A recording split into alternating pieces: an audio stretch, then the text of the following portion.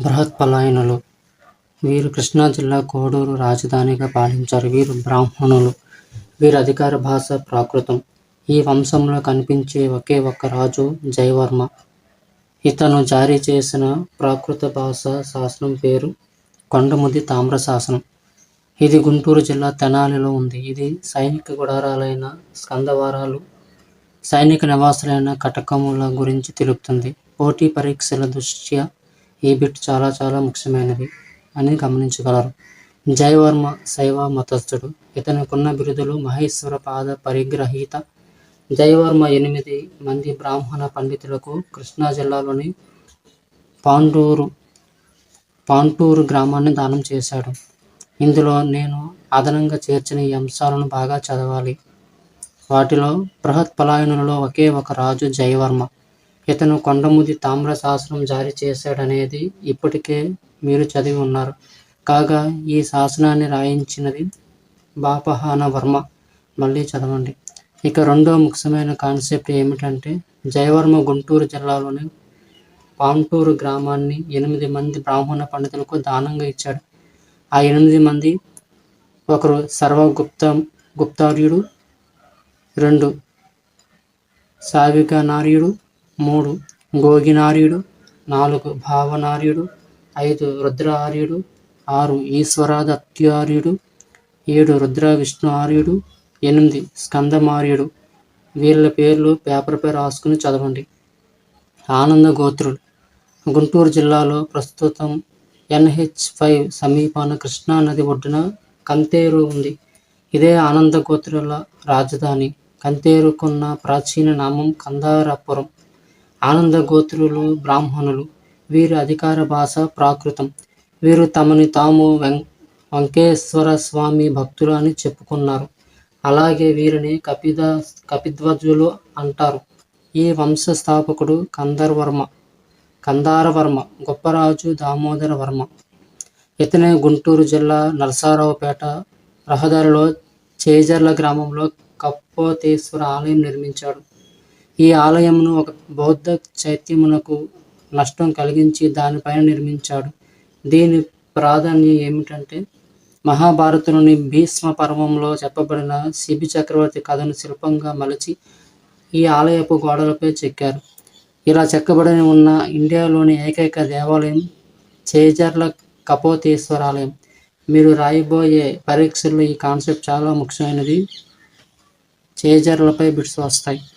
ఈ పాఠంలో నేను చేర్చిన అదనపు అంశాలను ప్రశాంతంగా చదవండి. అవి: ఆనంద గోత్రులను వెంకటేశ్వర స్వామి భక్తులు అంటారు. ఇది మీకు తెలిసిందే. కాగా ఇప్పుడు కొత్త పాయింట్ ఏమిటంటే, వెంకటేశ్వర స్వామి దేవాలయం మాచర్ల గుంటూరు సమీపాన దుర్గిలో ఉంది. ఆనంద గోత్రులలో రెండో రాజు గొప్పరాజు దామోదర వర్మ. ఇతను మట్టిపాడు తామ్ర శాసనాన్ని జారీ చేశాడు. ఈ శాసనంలో ఇతను 14 మంది బ్రాహ్మణ పండితులకు కంగూర గ్రామాన్ని బ్రహ్మదేయంగా దానం చేశాడని రాసి ఉంది. ఆ 14 మంది బ్రాహ్మణ పండితులు అవసరం లేదు, కానీ కంగూర గ్రామాన్ని గుర్తుంచుకోండి. ఇక ఆనంద గోత్రులలో చివరి రాజైన అత్తివర్మ గుంటూరు జిల్లాలో గోరంట్ల శాసనాన్ని జారీ చేశాడు. ఆనంద గోత్రుల శాసన భాష సంస్కృతం గుర్తుంచుకోండి. దీని ప్రకారం ఇతను తాడికొండ గ్రామాన్ని కొట్టి శర్మకు దానం చేశాడు. సాలంకాయనులు. వీరు బ్రాహ్మణులు. అధికార భాష ప్రాకృతం. సాలంకాయనులను సలికినోయిలని పిలిచేవారు. టాలమీ సాలంకాయనుల రాజధాని బేన్గరోన్ అని పిలిచాడు. వీరు చిత్రరథస్వామి భక్తులు. అనగా సూర్యుడు. 1996 MPDO పరీక్షలో ఈ బిట్ అడిగారు. ఇతనికే ఉన్న మరో పేరు బప్ప భట్టారకుడు. సాలంకాయనుల రాజ్యస్థాపకుడు విజయదేవవర్మ. రెండవ పాలకుడు హస్తివర్మ. వీరు శైవ మతస్థులు. హస్తివర్మ ఆస్థానంలో 2 బౌద్ధ పండితులు ఉన్నారు. ఒకరు భావవివేకుడు, అమరావతి వద్ద నివసించాడు. మరొకరు బుద్ధదత్తుడు, బర్మాకు చెందినవాడు. ఇతనిని హస్తివర్మ సన్మానించాడు. ఉత్తర భారతదేశానికి చెందిన సముద్రగుప్తుడు చేసిన దండయాత్రలో ఓడిన ఆంధ్రదేశ రాజు హస్తివర్మ. ఈ హస్తివర్మ ఏలూరు సమీపాన చిత్రరథస్వామి దేవాలయాన్ని నిర్మించారు. విష్ణు కుండినులు 427. తెలుగు నేలపై సంస్కృతంను అధికార భాషగా చేసుకుని పాలించిన మొదటి రాజవంశం ఇది. వీరు బ్రాహ్మణులు. ఆంధ్రదేశంలో బౌద్ధానికి నష్టం కలిగించడం ప్రారంభించినది వీరే. సముద్రగుప్తుడి దండయాత్రకు ఆహ్వానం పలికినది వీరే. దక్షిణ భారతదేశంలో మొట్టమొదటిగా కొండలను తొలిచి ఆలయాల నిర్మాణం చేపట్టింది విష్ణుకుండినులే. విష్ణుకుండినుల శాసనాలన్నీ సంస్కృత భాషలో ఉన్నాయి. ఈ కాలంలోనే ఆంధ్రదేశంలో తొలి సంస్కృత వ్యాకరణ గ్రంథం జనాశ్రయ ఛందోవిచ్చిత్తిని ఘనస్వామి రాసినారు. విష్ణుకుండినులతోనే తెలుగు నేలపై ప్రాకృత భాషకు దాదాపుగా మంగళం పలకబడింది. బౌద్ధానికి నష్టం కలిగించింది. హిందూ గుహా దేవాలయాలు నిర్మించబడ్డాయి. అవి వరుసగా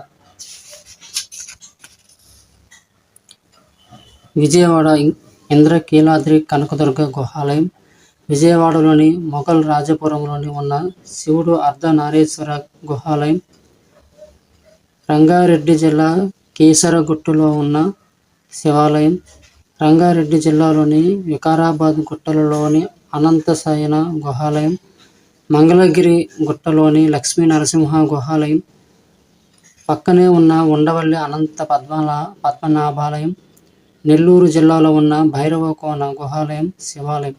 విష్ణుకుండినులు వైష్ణవులు అయినను శైవాన్ని ఆరాధించారు. విష్ణుకుండినులను మల్లికార్జున స్వామి భక్తులని అంటారు. వీరి ఆరాధ్య దైవం శ్రీశైల మల్లన్న. వీరి కాలము నాటికి శ్రీశైలాన్ని సిరితన పర్వతం అని పిలిచేవారు. విష్ణుకుండిన వంశ మూల పురుషుడు ఇంద్రవర్మ. వీరి రాజధానులు వరుసగా 1 వినుకొండ, 2 రెండవ రాజధాని కీసరగుట్టు రంగారెడ్డి, 3 దెందులూరు వేంగి, 4 విజయవాడ కనకపురి. ఈ వంశంలో మొదటి రాజు మొదటి మాధవవర్మ. అతను తన రాజధానిని వినుకొండ నుంచి కీసరగుట్టుకు మార్చాడు. అనగా తెలంగాణ ప్రాంతాన్ని ఆక్రమించాడు. అప్పట్లో తెలంగాణ ప్రాంతాన్ని వృశ్చిక మండలం అన్నారు. వృశ్చిక మండలం కింద వచ్చే ప్రాంతాలు నల్గొండ, మహబూబ్ నగర్, ఖమ్మం, రంగారెడ్డి. మొదటి మాధవవర్మ కాలంలోని మధ్య భారతదేశంలో వాకాటకులు ఉండేవారు. వాళ్ళ అమ్మాయిని పెండ్లాడిన విష్ణుకుండిన రాజు మొదటి మాధవవర్మ. ఈ ప్రశ్నను గతంలో అడిగారు, గుర్తుపెట్టుకోండి. రెండవ మాధవవర్మ కాలంలో బౌద్ధమత విధ్వంసం జరిగింది. వైదిక ధర్మాలను పాటించిన ఇతను 2 అశ్వమేధ యాగాలు, 1 నరమేధం, 1 రాజసూయ యాగం చేశారు. ఇతనుకున్న బిరుదులు త్రికూట మలయాధిపతి. ఇతని కాలంలోనే ఉండవల్లి గుహలలో పద్మనాభంలో ధర్మచక్రం ఫోజులో నిలబడి ఉన్న బుద్ధుని శిల్పాన్ని శయనిస్తున్న విష్ణుమూర్తి విగ్రహంగా మార్చడం జరిగింది. రెండవ మాధవవర్మ ఉండవల్లి గుహలపై పూర్ణకుంభాన్ని చెక్కించాడు. అది నేటి ఆంధ్ర రాష్ట్ర అధికార చిహ్నంగా ఉంది. రెండవ మాధవవర్మ కాలంలో అమరావతిలో శైవులు బౌద్ధులు ఘర్షణ పడగా చివరకు అమరావతిని అమరలింగేశ్వర ఆలయంగా రెండవ మాధవవర్మ మార్చేశాడు. ఈ విషయాన్ని చైనా యాత్రికుడు షాహియాన్ తన గ్రంథమైన ఫో కుయిలో తెలియజేశాడు. అలానే విష్ణుకుండినుల కాలంలో బౌద్ధ క్షేత్రాలు జీర్ణ వ్యవస్థలు ఉన్నాయని చైనా యాత్రికుడు యువన్సాంగ్ తాను రాసిన CUK అనే గ్రంథంలో పేర్కొన్నారు. మూడవ మాధవవర్మ న్యాయం చెప్పడంలో దిట్ట. అందుకనే అతనికి న్యాయసింహ అని బిరుదు కలదు. న్యాయం చెప్పి ఇతను పొందిన బిరుదు అవిసిత వివిధ దివ్య. తన కొడుకుకు సైతం ఉరిశిక్ష వేసిన వాడితడు. ఇతని న్యాయానికి సంతసించిన కనకదుర్గమ్మ తల్లి విజయవాడలోని కనకపు వర్షం కురిపించింది. అందువల్ల విజయవాడను కనకపురి, కనకవాడ అని పిలిచారు. ఈ న్యాయ కథ ప్రబోధ చంద్రోదయం అనే పుస్తకంలో తొలి తెలుగు జంట కవులైన నందిమల్లయ్య, ఘంటసింగనలు పేర్కొన్నారు. విక్రమేంద్ర వర్మ ఇతను తెలుగులో తొలి వాక్యమైన విజయోత్సవ సంవత్సరంబుల్ రాసి ఉన్న చిక్కుల తామ్ర శాసనాన్ని వేశారు. ఈ శాసనం విజయవాడ సమీపంలో ఉంది. పోటీ పరీక్షల దృష్ట్యా ఇది ముఖ్యమైనది. ఇంద్ర భట్టారక వర్మ లేదా మంచన భట్టారక వర్మ. ఇతను విష్ణుకుండినులలో చివరి రాజు. ఇతను కోస్తా ఆంధ్రాలో ఘటికలు అనే వైదిక విద్యాలయాలు స్థాపించారు. ఈ ఘటికల గురించి ప్రస్తావించిన గ్రంథం ఉదంకుడు వ్రాసిన సామవేదం.